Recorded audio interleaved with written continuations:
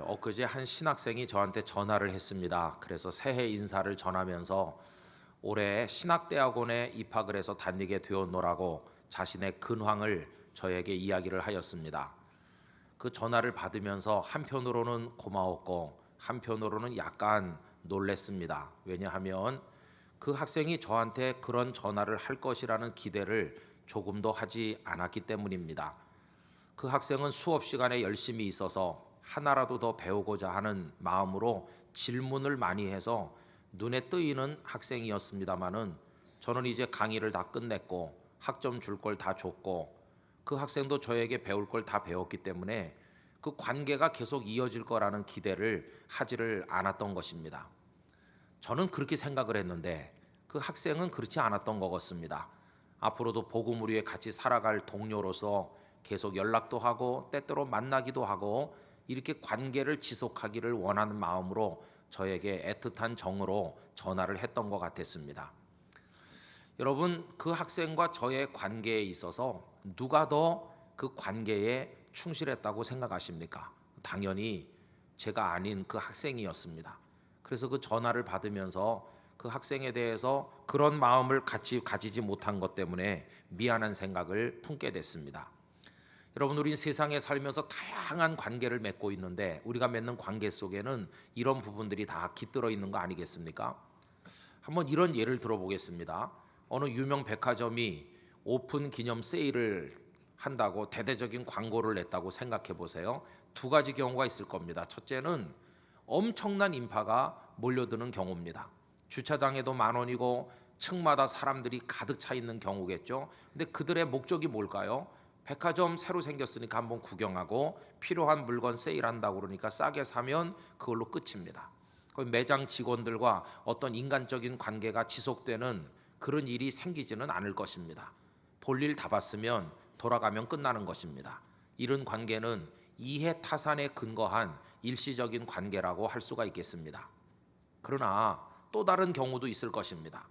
그 많은 인파 속에 그 매장 직원의 어머니가 계셨다면 어떨까요? 그 어머니는 여느 고객과는 다를 것입니다.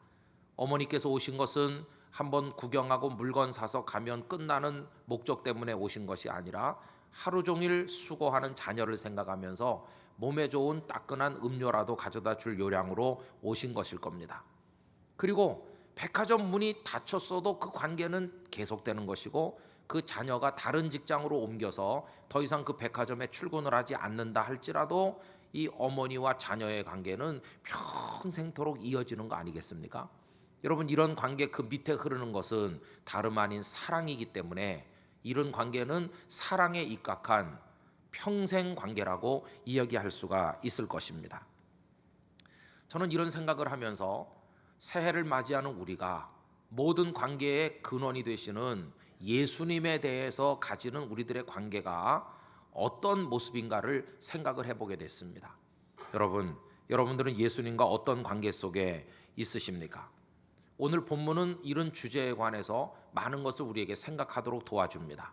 어느 날 예수님 일행이 벳세다 마을에 도착을 하셨습니다. 이 벳세다는 예수님의 제자들 중에 베드로, 안드레 그리고 빌립의 고향이었던 곳이죠. 몇몇 벳세다 사람들이 한 맹인을 예수님께 데리고 와서 만져주시기를 구하게 됩니다. 여러분, 22절 말씀을 다시 보십시오. 벳세다의 이름에 사람들이 맹인한 사람을 데리고 예수께 나와 손대시기를 구하거늘 이라고 되어 있습니다.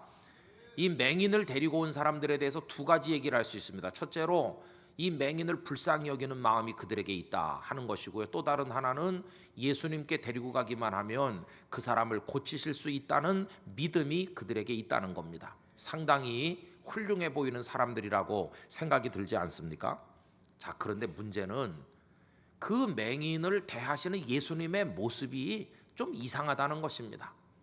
예수님의 참 이상한 모습을 오늘 본문 23절이 두 가지로 얘기를 합니다. 23절 앞부분을 보십시오. 예수께서 맹인의 손을 붙잡으시고 마을 밖으로 나가셨다 이렇게 했죠. 두 가지 이상한 것. 첫째, 맹인의 손을 붙드셨다는 것이고 두 번째로 그를 마을 바깥으로 데리고 나가셨다는 겁니다.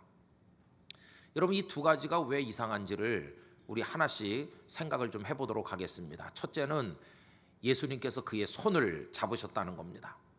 여러분, 사실 예수님께서 만져주시길 원해서 데리고 왔으면 그 사람의 문제는 눈에 문제가 있는 거니까 손을 대시려면 눈에다가 대셔야 되죠. 근데 예수님은 눈에 손대는 게 아니라 먼저 그의 손을 붙드셨습니다. 그것도 이상한 것이고요. 그 다음에 여기 붙잡는다는 에필람바노라고 하는 이 헬라어 단어는 전혀 다른 두 가지 뜻이 있습니다. 하나는 안 좋은 뜻인데요, 도망가는 죄수를 체포해서 꽉 잡는다, 그런 뜻이 있고요. 선한 뜻으로는 도와줄 요량으로, 사랑하는 마음으로 손을 잡는 것을 뜻하는 겁니다. 물론 예수님께서 그의 손을 잡으신 건 후자의 경우입니다. 내가 너를 사랑한다, 내가 널 도와주겠어, 그런 마음으로 그의 손을 잡으신 것입니다. 여러분, 손을 붙들린 이 맹인의 마음을 한번 더듬어 보시기 바랍니다. 저는 여러 가지 생각을 해봤습니다. 이 사람이 평소에 예수님을 알고 있었을 가능성이 있습니다. 한번 보기를 원했을 것입니다. 만났으면. 그런데 마침 베세다에 오셨다는 소문을 들었을 때 주변 사람들에게 나를 좀 예수님께 데려다 주세요, 이렇게 해가지고 예수님께 왔을 가능성이 있습니다. 이 사람 보진 못하지만 이 앞에 지금 나를 쳐다보고 계실 그분이 계시구나, 어떤 눈으로 나를 보고 계실까, 이런 마음 설렘으로 예수님 앞에 서 있지 않았겠습니까? 그런데 인기척이 느껴지더니 누군가가 자신의 손을 꽉 잡는 게 아닙니까? 그는 직감했을 것입니다. 그 손의 주인이 예수님이시라는 것을. 그러면서 그 손을 붙들리는 순간 예수님의 체온이 따뜻하게 느껴지는 그 순간 움푹 들어간 그의 눈에서 뜨거운 감격의 눈물이 흘렀을 것입니다. 이분이 나를 이렇게 손을 잡아주시다니 너무너무 고맙구나.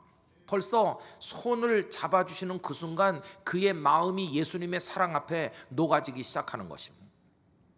아니면 이 사람이 예수님을 잘 몰랐을 수도 있습니다. 그리고 예수님께 가보고 싶은 마음이 없었을 수도 있는데 주변 사람들이 강권해서 억지로 끌려서 왔을지도 모릅니다. 그런데 그분이 와서 손을 꼭 잡아주는 순간 이런 생각이 들었을 것입니다. 아니, 손을 잡아주다니. 율법 선생들이나 다른 랍비들은 내가 앞을 보지 못하는 건 하나님의 진노와 저주를 받아서 이렇게 됐다고 나를 멀리하고 나를 소외시키고 하지 않았나. 근데 이 예수라는 선생님은 내게 와서 내 손을 잡아주다니 내가 이분에 대해서 그동안 잘못 알았나, 내가 생각하는 다른 랍비들하고 이분은 다르구나, 이렇게 느끼는 순간 예수님을 향해 닫혔던 그의 마음이 열리기 시작한 게 아니겠습니까? 어떤 경우이든지 간에 예수님께서 손을 꼭 붙드시는 그 순간 예수님과 그 사이에 체온만 흐르는 것이 아니라 사랑이 흐르기 시작했다고 하는 것입니다.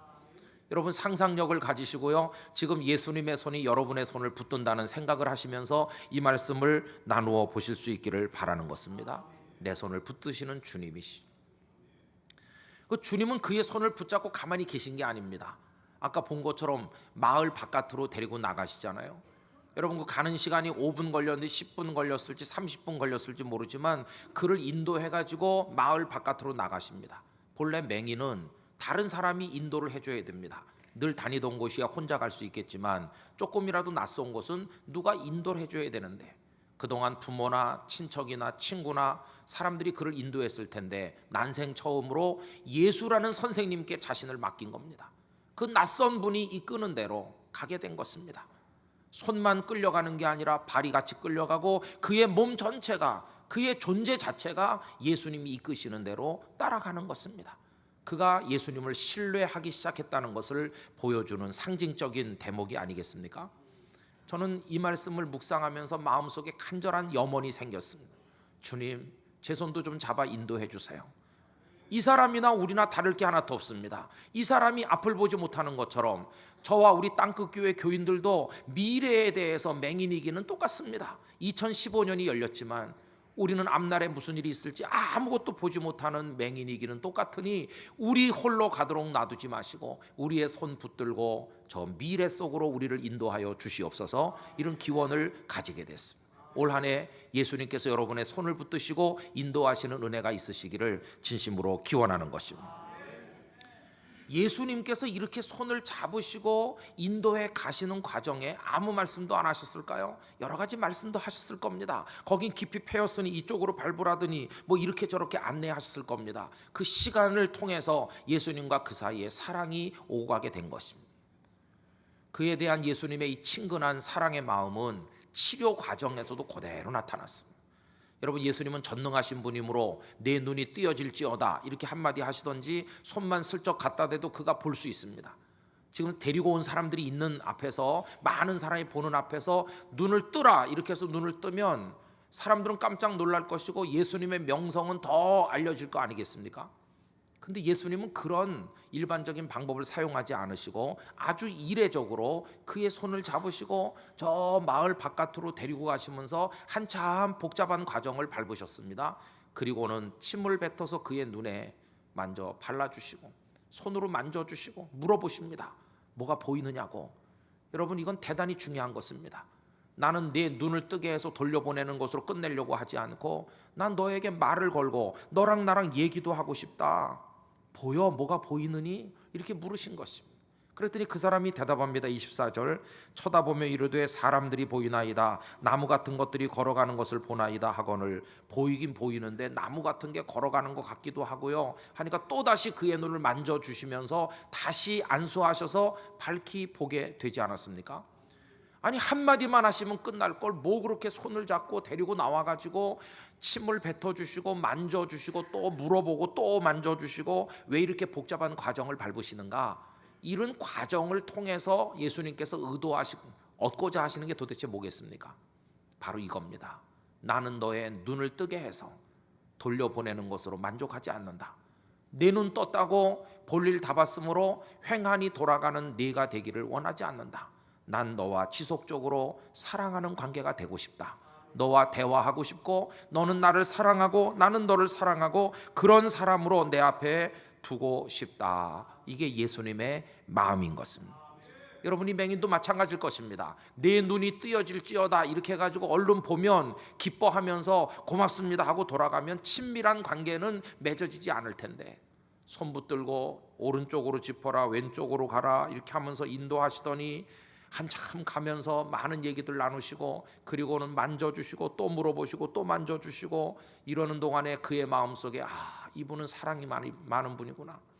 그냥 내가 필요한 거 얻으면 되돌아서도 가도 좋을 그런 분이 아니라 이분은 사랑할 만한 분이야. 평생 사랑하고 평생 내 마음에 모시고 평생 내 삶의 보배로 모셔야 될 분이 아닌가. 낮에도 밤에도 이분을 내 가슴에 품고 살리라. 사랑의 대상으로 예수님께서 그의 인생의 한복판으로 쑥 들어오시게 되셨다고 하는 것입니다. 여러분, 우리 예수님을 어떤 분으로 생각합니까? 그렇게 사랑의 대상으로 여기십니까? 오늘 우리의 인생이 팍팍한 이유는요, 이 관계를 전부 다 일시적인 이해타산에 근거한 관계로 끝낼 때가 많기 때문 아니겠습니까? 얼마 전에 제가 영화를 봤어요. 최근 며칠 전에 우리 아이들의 권유를 따라서. 그 영화는 여러분들도 아마 보셨을 국제시장이라고 하는 영화였습니다. 국제시장 본 이유가 첫째, 한국 근대사를 다루고 있으니까 관심이 있었고, 두 번째, 피난민 이야기니까 우리 부모님의 애환을 느낄 수 있을 것 같아서 좋았고요. 세 번째는 이게 부산 국제시장이니까 부산 시민인 내가 어떻게 안 볼 수 있겠나, 이런 역사적 사명감이 있고요. 또 한 가지는 그 영화 속에 홀리조이 센터 건물이 잘 나온다는 것입니다. 땅끝 교회 교인들은 반드시 봐야 돼. 이거 안 보면 이게 심각한 겁니다. 정말 홀리조이 센터 건물이 여러 번 나오더라고요. 오늘 부흥회 대신 영화 보러 갈까? 그러면 곤란. 근데요, 그 영화가 재미가 있어요. 근데 재미만 있는 게 아니고 감동이 있고 아픔도 있어요. 그 아픔이 영화의 여운이겠죠. 감동은 주인공 윤덕수가 가장으로서 가족들을 위해서 한평생을 희생하며 살아가는 그게 감동이고, 아픔은 그렇게 살았건만 가족들이 그걸 이해해주지 못한다고 하는 게 지난 아픔으로 남았습니다. 여러분, 내용은 이런 겁니다. 주인공 윤덕수가 요만한 아이일 때 아버지, 어머니, 동생들과 흥남에서 화목하게 잘 살았어요. 6.25 전쟁이 났어요. 전쟁이 거의 끝나갈 것 같아요. 유엔군이 압록강까지 올라갔으니까요. 그런데 갑자기 중공군이 인해 전술로 밀어닥치면서 평양 쪽으로도 함경도 쪽으로도 위태로워졌어요. 그래갖고 철수를 시작합니다. 그런데 12만 명의 중공군이 미 제1사단을 포위한 것입니다. 이 미군들은 자기보다 10배나 많은 중공군에 에워싸였어요. 이 장전리 전투가 미국 전투 역사상 가장 어려웠던 전투 중에 하나로 지금도 남아있다고 합니다. 극적으로 12만 명의 포위망을 뚫고 그리고 그들이 흥남 부두에 도착했어요. 1950년 12월 15일부터 성탄 전날인 12월 24일까지 만 열흘 동안 흥남 부두 철수 작전을 진행했습니다. 미군 병사들이 다 타고 그 무기며 장비들을 다 실어서 흥남을 떠나는 것입니다. 그런데 그 영화 속에서도 보는 것처럼 흥남 시민들이 애들 데리고 보따리 짊어지고 흥남 부두로 새까맣게 몰려 들어옵니다. 저 뒤에서는 중공군이 총 쏘면서 따라오는, 얼마나 절박한 순간입니까? 제가 자료를 찾아보니까 그 흥남 부두 철수 작전에서 마지막까지 남은 배는 군함이 아닌 상선이었는데 메러스트 빅토리호라는 상선이었다고 합니다.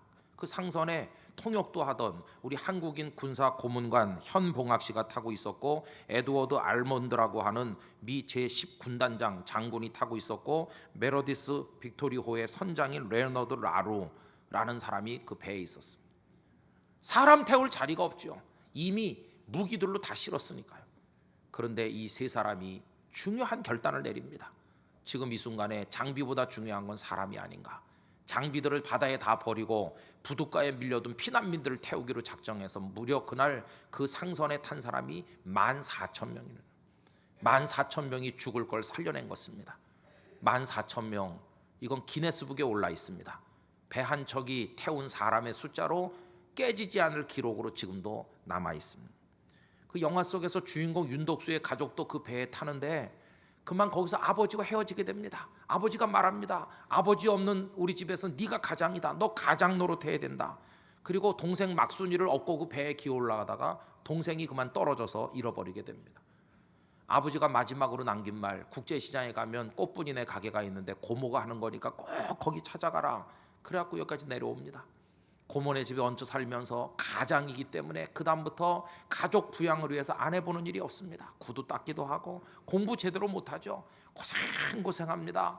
그리고는 독일에 광부 파견할 때 지원해서 광부대서 가서 막장 무너질 때 죽다 살아나고, 거기서 만난 파독 간호사와 결혼을 하고, 그리고 돌아와서 살만한데 여동생 결혼시키는 문제, 그리고 꽃분이네 가게가 팔려가지 않도록 지키려고 월남전에 또 참전합니다. 군인으로서가 아니라 기술자로. 억지로 말리는 걸 같지만 결국은 총에 맞아 다리를 절게 됩니다. 그러나 거기서 벌어온 돈으로 동생 시집 보내고 가게를 지켰습니다. 그리고 이산가족 찾기 프로그램에 나가서 잃어버렸던 동생 막순이가 죽지 않고 미국에 입양돼 가지고 살아있는 걸 찾아내서 어머니 앞에 데려다 놓기도 합니다.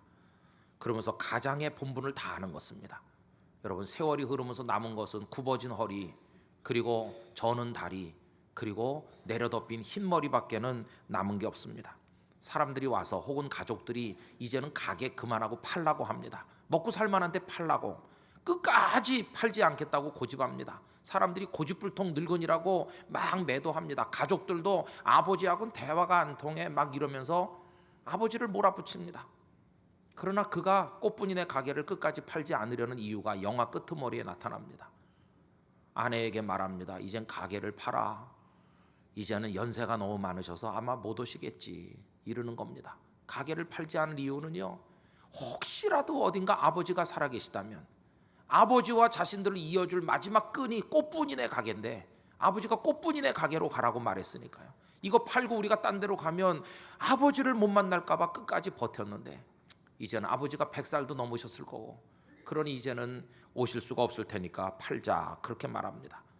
이 주인공 윤덕수의 마음은 끝까지 아버지, 어머니, 동생들, 가족들을 위한 것으로 꽉 차 있는 것입니다. 그래서 감동을 가져다 줍니다. 그런데 아픔은 아까도 말씀드린 것처럼 이 가족들을 향한 주인공의 그 마음을 가족들이 몰라준다는 게 그게 아픔인 것입니다. 영화 끄트머리에 대조적인 두 장면이 나옵니다. 아들, 며느리, 손자들, 딸, 사위, 손녀들 다 왔습니다. 거실에서 노래 부르면서 흥청대고 환하게 웃습니다. 그런데 윤덕수는 거기서도 외톨이입니다. 외톨이. 거기서도 따돌림 당합니다. 혼자 건넌방에 들어가 불도 안 켠 컴컴한 방에서 아버지 흑백 사진을 달빛에 비춰보면서 막 웁니다. 아버지, 나 가장 노릇 이만하면 잘한 거 아니에요? 이만하면 나 가장 노릇 잘했죠? 그러나 나 너무 힘들었어요, 사는 게. 그래서 막 대성통곡을 합니다. 근데요, 그 두 장면이 거실에서 가족들이 깔깔대고 웃는 그 장면과 환한 조명 아래서 컴컴한 방 안에서 혼자 우는 이 외로운 노인의 모습이 대조돼서 나오는데, 단 한 명의 가족도 이 주인공이 있는 방에 오지 않는다는 것입니다. 아버지는 그냥 고집불통, 대화가 안 되는 늙은 노인에 불과합니다. 아버지는 화만 잘 내고 우리랑 세대가 달라 가족들 누구도 아버지를 이해하지 않습니다. 그 주인공 윤덕수는 화답 없는 짝사랑의 노래를 가족들에게 부를 뿐이지 너무너무 외롭습니다. 그 영화 속의 주인공이 오늘 여기 계신 많은 우리 어르신 부모님 세대들이고, 우리 젊은 세대는 이 부모님 세대의 은혜에 대한 고마움을 잊어서는 안 될 줄로 생각합니다. 근데 여러분, 그거 보면서 저는요, 그 윤덕수 주인공의 그 수고와 헌신 덕택에 자기들이 살고 오늘의 자기들의 밝게 웃는 그 모습이 그 주인공의 희생 위에 서 있음에도 불구하고 그걸 모르는 가족들처럼 오늘 우리가 예수님 앞에서 딱 그렇다는 생각이 들었어요. 오늘 이 새해 첫 주일을 맞이해서 이 자리에서 복된 예배를 드리고 하나님의 아들과 딸이 된 그 배후에 뭐가 있는 것입니까? 예수님의 희생이 있는 거 아닙니까?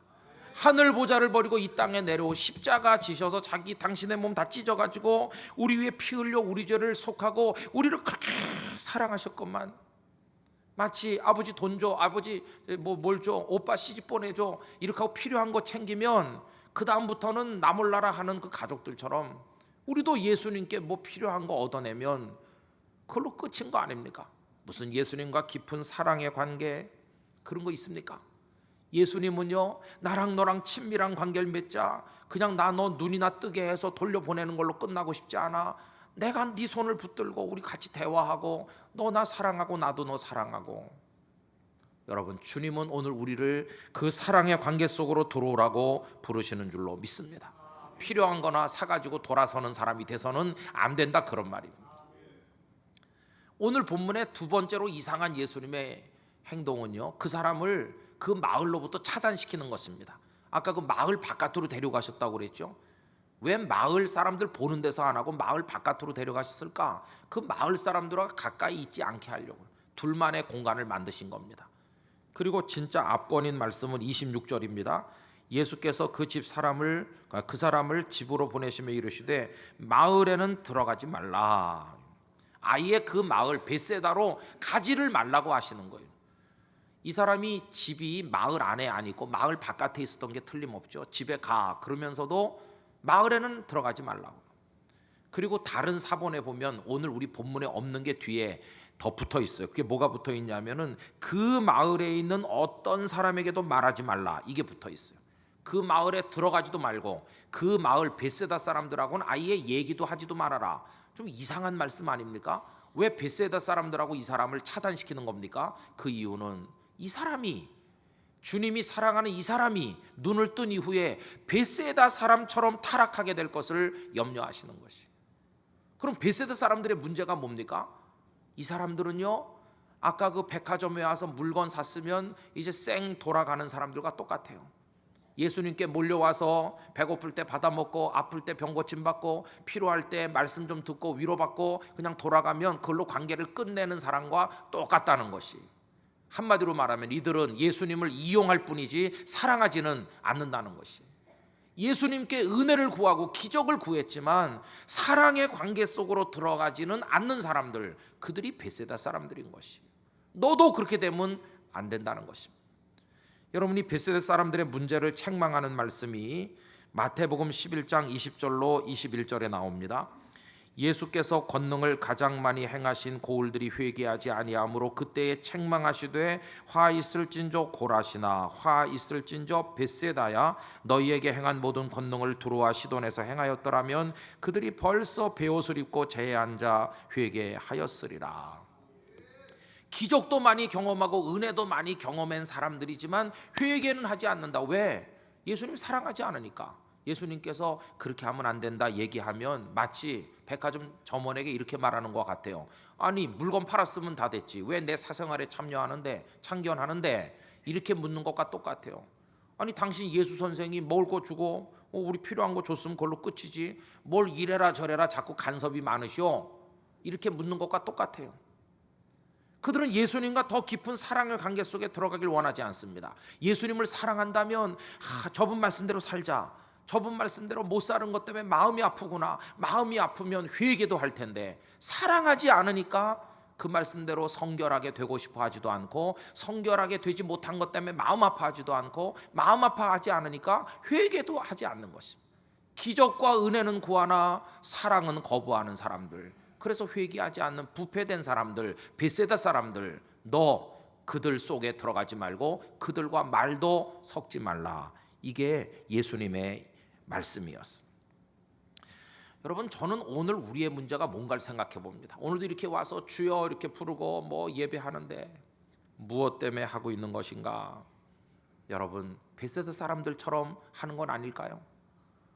저와 우리 주님 사이, 여러분과 주님 사이에 사랑이 흐르고 있습니까? 깊은 영적 대화가 있고 주님의 체온이 느껴지고 나 주님 사랑해요, 이런 관계 속에 있으십니까? 우리 새해 표가 다시 원점에 서섭니다. 그 요한계시록 2장에 에베소 교회를 꾸짖는 말씀이 뭡니까? 그게 사랑이 없다는 것입니다. 요한계시록 2장 4절, 그러나 너를 책망할 것이 있나니 너의 처음 사랑을 버렸느니라. 사랑은 없이 나에게 왔다 갔다 하는구나. 그러므로 어디서 떨어졌는지를 생각하고 회개하여 처음 행위를 가지라. 만일 그리하지 아니하고 회개하지 아니하면 내가 네게 가서 내 촛대를 그 자리에서 옮기리라. 여러분, 우리 주님 사랑해야 될 분입니다.